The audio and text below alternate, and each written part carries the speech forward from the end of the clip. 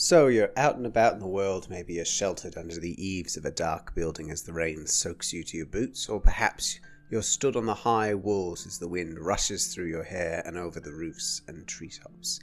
You've come to a city. It happens to all of us occasionally, but when you're creating your fantasy world, you may occasionally need a map of that city to aid you and your heroes in your adventures. You need to be sketching those cities if you want to stay consistent. Hello adventurers and welcome back to the Red Quills. My name is Ryan and today I'll be taking you through how to draw a city or town for your fantasy role-playing game or novel. Now in this video I'm going to be sketching the map that is currently in front of us, which is, as you can see, a very stylized version of the English city of Liverpool. Many thanks to the commissionee who allowed me to use this map for the video, because it allows us to go over several of the main points that I want to talk about when you sketch cities. I'm also going to go through my methods and the main points of interest that you should be including when you sketch your own. Now, as always, a map is an invaluable tool for the world builder, whether you're a writer or a game master. But having new tips and tricks, adding different details and fleshing out your understanding of how to build all of these roads and landmarks will only make your world more real, more inviting, and more intriguing. Now, today, because we're talking about sketching cities, creating the towns and metropoli that your protagonists will explore and your villains will predate, we're going to go through the details that you need to include, the methods that I use to sketch them out, and the insights that I have from experience. This is part of this week's theme, which is creating maps of cities. We have a number of shorts that are available on our YouTube and social medias as well as a blog post on our website. The links are in the description below, along with all of the materials that I've used for this map.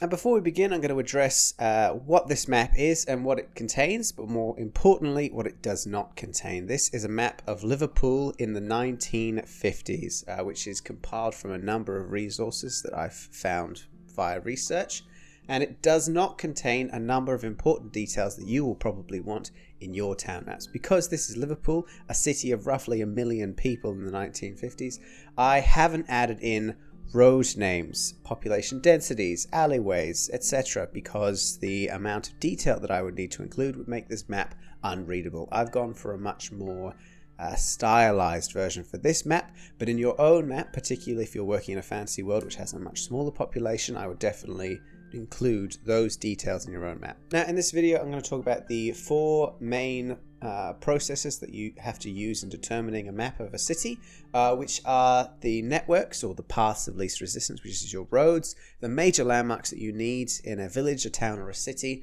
the methods of drawing, which I'll go into in a moment, and the naming, the naming methods that you need to use, not just for a city, but that is important, but you can use them for wider maps as well. But this is an excellent opportunity to discuss those. All right, let's get into it. As always, I'm going to start with a blank page. Now, what I'm going to do, instead of spending hours and hours and hours compiling notes and then painstakingly sketching them onto a piece of paper with a pencil and a grid system, is I'm just going to snap my fingers like this, and we're going to be good to go from there. Isn't that a handy trick? You learn all sorts of things on this YouTube channel, I'm sure. So once you have done that, which is snapped your fingers and not spent hours and hours and hours compiling a reference sketch, you can start inking it. Now when you start inking it, as always, we're going to start with the thicker pens first and then move to the details afterwards. Always start with your major landmarks, which is in this case the coastline or the river line, and then move on to labels from there, and then smaller and smaller details after that. So we're going to start by using this 0.7mm black fineliner pen, and we're going to sketch out the coastline. Now, Liverpool has been famous since, I think, the late 1700s as a shipping port. It was in the 1800s that it became very, very famous, and I believe that most of the Titanic was actually created in the docks in Liverpool. And as such, there are a number of details that I need to include along the coastline here. And if you're making a town or a city on the coastline, it's important to remember that docks are a very big thing in the industry of the local region if you're on the coast. I've also got here sketched out all of the labels that I'm going to need, because of course they're all real, they're not made up off the top of my head. All of the road networks, which are also all real, as well as the train lines and major landmarks and parks. And I'm going to go into the importance of adding those in later on. But what I'm going for with this map is that you could use it to navigate in the 1950s, although I don't see that being a practical option, given that the current year is 2024. But more importantly, that it evokes what the city was like back then. So you can definitely see that there is a trend of the highly populated areas, the more sparsely populated and agricultural outskirts of the city. So we're going to go into that later when you can read it more clearly. But for now, we're going to go into, because we've got all of this predetermined, I'm going to go into creating names. I obviously haven't had to do this for this particular map, and it is a real joy, everyone, to draw maps of English locales. If you're in an English-speaking nation and you want to add a touch of whimsy to your life, I would definitely recommend just sketching out an English city, because when I was told that it needed to go from Bootle in the north to Dingle in the south, that just made my day, personally. I would never get away with naming things like that in my fantasy world. So it's nice to know that people can get away with it in the real world. So we've got a sketch of the city, and we know what it contains, and we know how we're going to label it. So the question arises, what are we going to label everything? If we're making the names up, if this is a fantasy map, how do you figure out what to name all of your roads and your landmarks and districts? And this is a question that I've been asked a couple of times in the comments of various videos, particularly because one of the services when I do commission a fantasy map is to help fill out gaps with names and labels. So how do I choose the names for my maps? Well, here's a quick guide. Here's a couple of questions to ask yourself, and just a shorthand, because I wouldn't recommend using name generation tools on the internet. I don't think that they're very conducive to helping you to create a fantasy world. They will just add in details that you didn't intend to add in.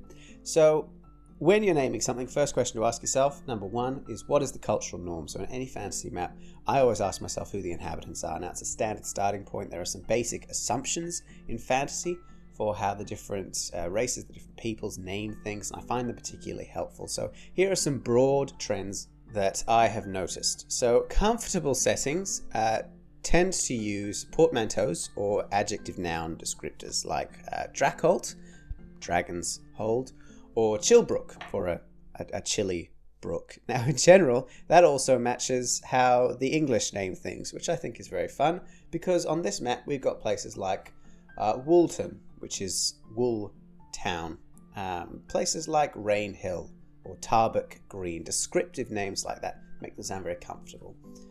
Exotic settings tend to use long-form Gaelic or Celtic-sounding titles, thanks to Tolkien. And this is just a broad trend. You don't have to do this, but they tend to use AE combinations and hyphens like Gwynedd Falath, which is a title, connecting syllable, title, or Ailerin. Foreboding settings will use block syllables and harsh words that have more guttural consonants than the more exotic titles. They'll sound like Kuvulband or Baruzagond. So you've got different kind of leanings. Softer words tend to be more exotic, harsher words tend to be more foreboding. And again, this is, disclaimer, just for English-speaking fantasy worlds. So the second question to ask yourself is, what is the shorthand? So names and words will change over time with use. The people speaking them to one another over and over will change the tempo and the structure to match the rest of their vocabulary for ease of speaking. So when they say a word over centuries, it will naturally simplify itself. So for instance, the word Tollingbell Town will become Tolbleton, which will in turn become Talbot. It'll become shorter and shorter and shorter over time. You can see this all over the place. When you're writing the names of your locations, you can use this to your advantage. Write out a long description and just mumble it to yourself to make it shorter and shorter.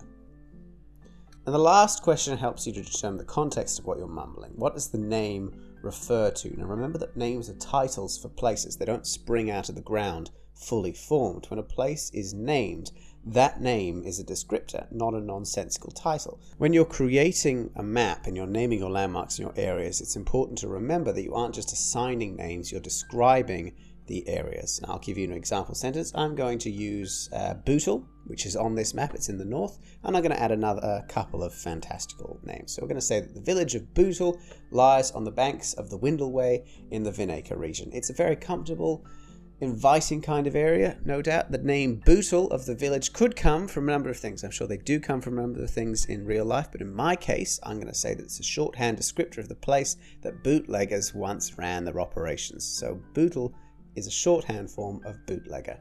The Windleway is a river which winds lazily through the region. It windles its way. The Vinacre is called the Vinacre because vine acre, it's a wine growing region. So when you're naming your fantasy world, your cities, your towns, your roads, just think about those three questions. What is the cultural norm? What is the shorthand? What does the name refer to? Those three questions will give you all the context that you really need in order to name things properly. Alright, we've gotten through the sketching part, we've labelled most of it. I have started adding in other details as well. So we're now going to talk about major landmarks, and then we're going to talk about how you can determine the networks of your cities, and then we can go into methods of drawing a map once you've got more of a picture of what the end result's going to be. Alright, let's talk about landmarks. In this case, the landmarks of the city I have chosen are threefold. Firstly, I've got the major cultural centres. So in this case, I've got the cathedral, I've got the university, I've got a couple of stadiums because football is absolutely huge in Liverpool. I've got a hospital, and I've got a lot of train stations, which aren't technically major landmarks, but for a city as well connected in the 50s as it was, I put them down for a number of reasons. I've also got a lot of parks there, which I'm going to fill in later. But for now, those are my major landmarks. So when you're creating a city, it's one of the first things that you need to do is place your major landmarks. So the question is, what are your major landmarks? Where do the inhabitants spend their time? Where do the travelers go when they come to visit? If you're struggling with filling out your cities, here is a very, very quick guide to content in your cities. Now, when you're sketching cities, it's important to remember that a city is really just 3 or more towns squashed together, and a town is just 3 or more villages squashed together. They're small communities that are parts of larger and larger communities. So when you realize that, all you really need to do is split up your city into neighborhoods, which are villages, districts, which are towns, and then have the main city, and add the appropriate landmarks on each level, so that you've got neighborhood landmarks, district landmarks, and then landmarks from the city as a whole. Let's start with villages. Villages are quite small, but remember that if you're creating a fantasy world, the majority of your population will live in a village. Most of the people in any pre-industrial society will be farmers. If you want more discussion of that, check out our cultural video. But they're going to live out in the sticks in a village that they will stay in for most of their lives. But every place is special to someone. The landmarks in villages will be deeply personal to the people that are living there. Every village will have a gathering place, like a square, a hall, or a clearing, somewhere for parties or memorials. They'll have a public house. These are called pubs for a reason. Taverns and inns are for travellers. Pubs are for locals. They'll have a trader. Everyone needs to buy things they can't make themselves. It won't have a very large range of things, but it will have the basics. And lastly, it'll have some kind of sacred place. Every community has an area, or more than one, where they feel connected to something larger to themselves. In forests, it'll be an old tree or mossy shrines. In a city, it'll be a chapel or a candle-covered hole in the wall. And in cities, these ideas translate quite well. Instead of a village trader, you'll have a neighborhood corner shop. Their gathering place will be some kind of local square or large building. Towns are larger. They are where the trading network really starts. So they begin to have amenities that specifically cater to travelers and outsiders. More of their population will be industrial or itinerant, but they still need village landmarks for the several neighborhoods within their walls. So the larger landmarks service the town and the villages nearby. They'll have a town hall, which is an older, more distinguished building that serves as an administrative centre and a court for the area. They'll have a town square, an outdoor area for festivals and celebrations for the whole town. They also house any travelling merchants or caravans if they're welcome. They'll have a marketplace. Instead of one trader, you'll have a dozen, all selling different goods from various far-off lands, generally less than 100 miles. Inns and taverns will be there. These are not pubs which sell booze to the locals and cater for those who can't be bothered to cook. Inns and taverns have stables and fancy rooms, entertainment in common halls, and private meeting areas. They are not the same. And a town will have churches and industrial buildings. The town won't have more than a handful of these, a large stone or brick building built to hold more than 100 people at a time. They'll generally specialize, each town, in an industry: brick baking, pottery, barrel making, shipbuilding in the case of Liverpool. And last, we have cities, which contain the largest industries in the area. They cater to all the towns and villages around it, and they have a much wider breadth of goods and services on offer. They'll have at least 5 districts, each containing at least 3 neighborhoods. So when you're sketching a city, you're going to need to divide your city into 5 districts, which will each have, in those districts specifically, the town landmarks, and each of those town landmarks will have 3 sets of neighborhood landmarks in them. So it helps you to really easily populate a city with landmarks and places of interest. But cities will have much more important, much more drawing attractions. They'll have a city hall or a council building, which is larger than a town hall, and it contains justice. The lawmakers, the guard administration, any official arm of the government will reside there, generally in the center of town. They'll have arenas or theatres. Smaller villages and towns have travelling entertainers, but cities can afford to host them full-time. They'll have museums and galleries. There's a large enough conglomeration of the rich in cities to warrant the opening of cultural buildings like these. And of course they'll have cathedrals, which in a lot of English-speaking countries, that's the marker for when a settlement becomes a city, is when they have a cathedral.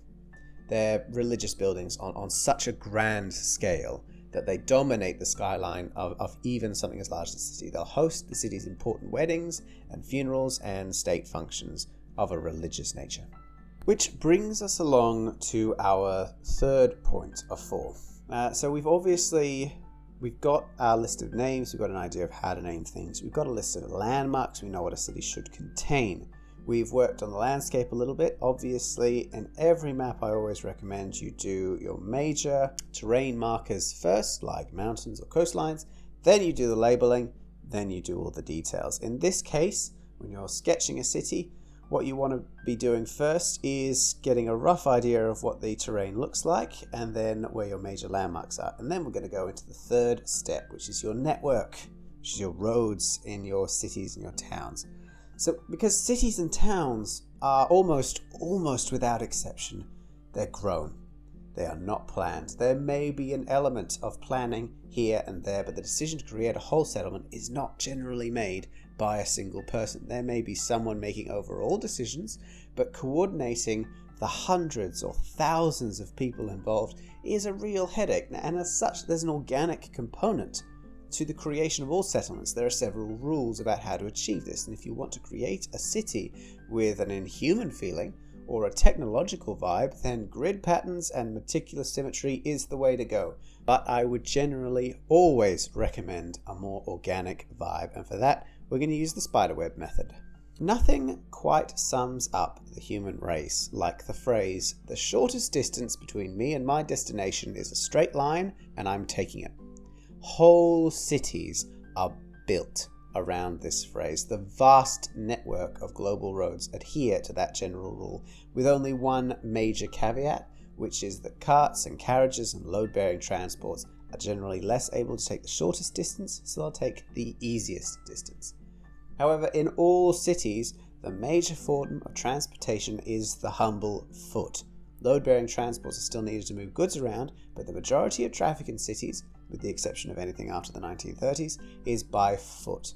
As such, the network of roads, that's the lifeblood of any city, is always made of strings of the shortest distance between high traffic areas.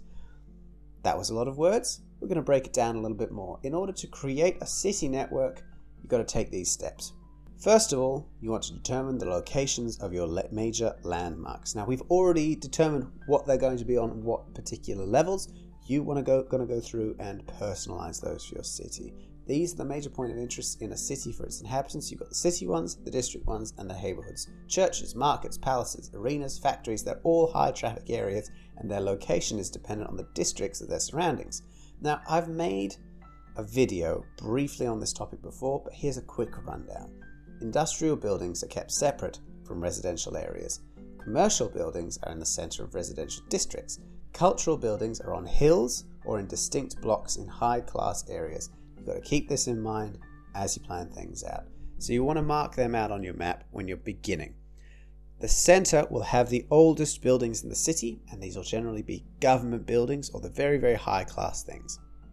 So the second thing you want to be doing after you've determined the location of your major landmarks is you want to create a web between these points, the titular spider web. You want it to look something like a spider's web. The center of the town generally contains the oldest buildings, such as the town hall, palaces, or monuments. They form the center of your web. The other buildings are scattered around it. At this point, it's also important to begin to take the terrain into account. All cities need water, for instance. So where is the bay, the lake, the river, or the spring? High-class areas are generally higher up. Are there hilltops and valleys? You've got to add a few brief lines and circles here and there for your watercourses and your hills and valleys. These changes in terrain will tell you where the major bridges are as you sketch out your well, where the steepest inclines are. The major roads will be on gentle inclines for the benefit of vehicles. Now, each landmark, now that you've determined the terrain, will have a line connecting it to between 2 and 4 other landmarks that are in proximity to it. Once you've done that, you have your web. So let's look at this map that I've got in front of me. You can definitely see the center of the city. The Liverpool on the east bank of the Mersey River is the center. You can see that all of the roads generally converge there. There's an outer road which forms a circuit around the outside of the city, and of course you've got the settlement on the other side of the river as well. But all the roads generally lead inwards. They will cross between one another as they go from point to point. Generally, those intersections, we'll talk about that in a moment, will form high traffic areas. They'll have landmarks of some kind on those intersections. Those landmarks might be neighborhood landmarks, or district landmarks, or city landmarks. Now you've got your major strings of the web. You're going to want to choose your squares and meeting points. You want to fill it out a little bit. Major roads also want to connect to other major roads. The people on the ground want the most efficient way of getting from every part of the city to every other part of the city. So adding in minor roads between major roads adds accessibility. They don't travel directly to the landmarks, but where the minor roads and major roads intersect, they'll form squares or marketplaces. As they grow, more and more roads will connect to those intersections. The network begins to fill out. The roads don't have to be straight as they get less and less crucial, but they give the city a shape and start to show you where the businesses will set up, where people will travel by and to, and what the flow of the city is. In a modern city, you can see that where major and minor roads intersect, you'll get shopping districts, you'll get arcades. Businesses will set up along the major high traffic routes, which adds the last step in creating your web, which is adding in the buildings and the blocks. The last step is sketching out the filling of the city. I tend to add irregular blocks with jagged alleyways between them for ducking between the roads. Cities are filled with all manner of secret and unknown nooks. The more high class the area, the more regular the shapes of the blocks from above. The more industrial an area, the larger the blocks. In this case, I haven't done buildings. I've only done the roads and major landmarks. And you can see the general shape of those roads and major landmarks there. But this step is for you if you want to be adding blocks to your city sketches, which if you are making a lot of use of alleyways, I would recommend. It gives you an idea. You don't have to label all of them because alleyways don't tend to have names, but it will give you an idea of when you can duck in and out of places, what the most maze-like part of the city is going to be. Before we move on, I want to talk briefly about that organic nature of the web. You've started sketching it out now. You've got your names, you've got the major landmarks, you've got the spider's web of your interconnectivity in the city itself. It looks organic. And on this map, obviously, the main area of Liverpool is organic. You can see that was not planned. It's just kind of happened. But on the far bank of the Mersey River, on the western side, is Birkenhead. And you can see that that was planned. That's a grid system, very much like much larger planned cities like New York in America. That gives a totally different vibe to Liverpool. You can see it's much newer, for instance. You can see it was founded much later. It was planned. So this is a great area to illustrate the differences between an organic city and a planned city. So, we've determined what the city contains, what it looks like from the air. The next question for you is, when you're sketching it out, how do you stop it from becoming a cluttered mess? In this case, I've stopped it from becoming a cluttered mess by choosing not to label all of these roads, not to draw building blocks, and taken out a whole bunch of extraneous detail. Writing names over and over is a surefire way to make it look messy. So here's some tips. Firstly, you want to determine what needs to be on your map. As always, the cartographer, the map maker, has to figure out what it is that the traveler or the merchant is going to need. After all, those two are the major market for maps. The locals know the names for everything in their neighborhood, and the travelers won't. So eliminating the details that are irrelevant first is key. I've chosen the landmarks that will be most memorable to someone looking back on Liverpool in the 1950s who lived there. A train network, the local neighborhoods, districts, and cities, the shape of the coastline, the major landmarks, the arenas. All of those things will be evocative to someone who lived there. They don't need to know what all the roads' names are. They lived there. But in your case, you're definitely going to need to label always the major roads, the gates and the bridges, the major landmarks, the districts and the neighborhoods, the stations and the markets, the inns, taverns and pubs, and the squares, docks and parks. Now I've grouped those in that list by the colour and nature of the label and symbol that you can use for ease. Because the second point is make sure that they're distinct. No one likes a map that is so complicated you cannot read it. Least of all, the cartographer that's trying to make an accurate representation and spent friggin' hours bent over 5 different maps. Making a map in 2 colours is very easy on a printer and very difficult on the eyes, so you need to ensure that your map is quick and easy to read.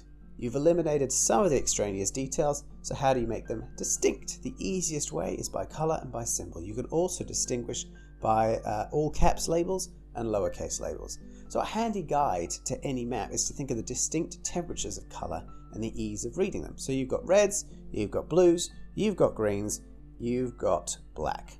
Those are your nice 4 colours. You can add in some more exotic colours like purples and whatnot if you want to, but generally speaking, you've got hot, cool, neutral and black.